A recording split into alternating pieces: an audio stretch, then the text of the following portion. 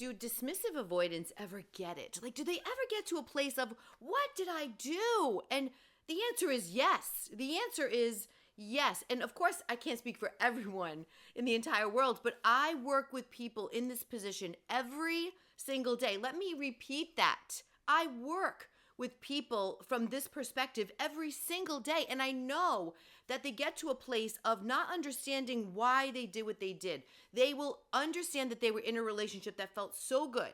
The person probably gave them everything they've never experienced before: safety, that security, that unconditional love, treatment like they may have never had, and it becomes overwhelming, but they don't realize right away that that's what's going on there. So I think a lot of people, because they exit relationships and may get right into something new and try to carry on as if it really wasn't a very big deal, we kind of get misled into thinking they just don't get it. They're just carrying on and they're going to repeat a pattern, which is probably the case.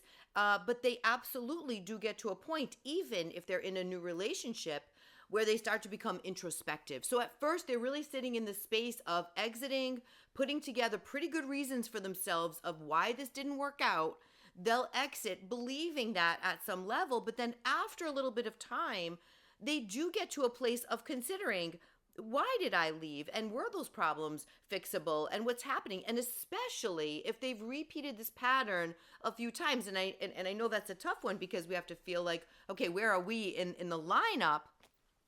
But once they have done that a few times in their life, they do start to realize they may be the common denominator. So this is a very long path for some people. Sometimes it's a much shorter path for them to get into the space of realizing there was a great possibility for that relationship to work out. Then on top of understanding that they got themselves into this position because of what they were feeling internally and not because of what was happening between the couple, now they carry a very heavy weight, because if they're already avoidant, coming back is a very difficult thing to do. Sitting in that space, making big moves, very difficult. So now if they're in between and they realize they made a mistake and they would like to go back, but they feel as they have no path back, now they sit with guilt and remorse and regret, which becomes heavier and heavier and heavier, because we're not dealing with villains here. We're dealing with people that do have the ability to love, to attach, to be in the space of wanting everything they told you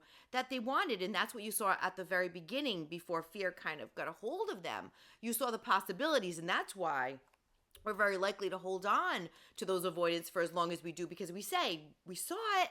We saw a glimpse of the future they promised, them being open and vulnerable and loving, and then they just peeled back, or pulled back, I should say. So because we have seen this and experienced it, because they are capable, until the fear starts to creep in and make them get into all of their coping mechanisms. So the road is so difficult for both people. And if you think that they walk away and don't feel a thing, that's false. Most of the time, that's false. So they absolutely do. Not everybody can compartmentalize at the level we think they can. It seems like it, because they sometimes, like I said, don't skip a beat, but they can't really compartmentalize forever. I think that's something that's very rare for people. There are, of course, a group of people out there that are very good at that, but this isn't the case with the avoidance. They do have feelings. They do have the desires that they told you, and they absolutely do feel the fallout of exiting a relationship that was really good for them. Really good for them. So you do see a lot of because of course there's a spectrum of, how avoidant are they? Where do they lie in this, wheel? And so some do absolutely have the capability of coming back around, and you'll see that very often with people who self-sabotage and exit when they really shouldn't have necessarily. That's why they say, oh, exes always come back. You might be dealing with this sort of a person, but then there are others that have a very difficult time coming back. They're afraid to make that step. So I talk to people all the time that are actually living lives that they don't necessarily want to be in, but they feel like they have no other choice. So don't minimize the fact that there are people that can settle elsewhere that don't necessarily want to be there. And that's horrible too, because they're not living the life they really want to live. And now they're with someone else and not giving that person a fair shake of a really good relationship, something really solid. So everybody loses in that respect. And there's a lot of people out there like that. So I know I probably come across as being compassionate to a fault sometimes. And that's because of the fact that I do speak to the avoidance on the other side. And I know that they don't heal as quickly and easily, or if ever, that you think they do. I know they do carry a lot of the sadness and the grief. And like I said, the remorse. And then couple that with the guilt of hurting the other person and exiting and the fear that can kind of really strangle them. So there's so much to it, and only you know your person, and you know your person better than you think you do. So when you're watching these videos, and they are too, by the way, I have a lot of people who contact me and said, "Oh, you described me to a T, help." So I love that. That's a lot of bravery there. But you know, a lot of people don't understand the depths of all of this, and they're kind of stuck until they do recognize what's going on. And most of the time people really do get to a place of understanding why they operate the way they do. The biggest question is, what do they do about it? I think that's always the biggest question times like these. It's really when they get there. So to me with an avoidant, it's not a matter of if they get to a place where they recognize what they have done. To me, it's what do they do when they get there. When they get there. And they may not have a full understanding, but even if someone asks the question, why did I do this? Step one, biggest, best step of all, is questioning, why did I do this? Because it wasn't really a huge problem with the couple. So do they feel it? Yeah, they do. Is it a long, heavy road for them? Yes, it absolutely is. And I am, compassionate to everybody in this position because, like I said, everybody is losing in this position. Everybody. And so courage has to come from somewhere. Knowledge has to come from somewhere. And, of course, the ability to change the behavior has to come from somewhere. And we're human. We're human. And we have to hold space for that. We cannot paint the world with the same brush. We have to take it individually and think about who is our person? What do we really know about them? Because you do know them. You know, when you feel in your heart that you know they loved you, no matter what stuff they come up with at the end, trust what you know. Trust what you know.